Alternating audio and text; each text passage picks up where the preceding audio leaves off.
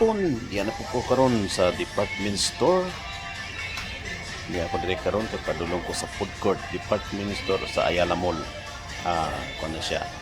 Gaisano Ayala Mall. Kuno siya dire ang kuan. Di ako sa may saningan agi.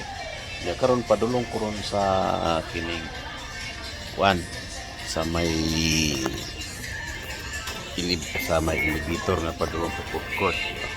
Di man kom kakuan ako ana ni kuan diri. Mao ni siya diri ang kuan. Dili na mga sapatusan. Sir. Mao ni siya elevator sir no? Okay. So ako diri karon. Padulong ko sa may elevator. So mao ni siya diri. Yan ako karon sa may elevator. Padulong na po ko musaka.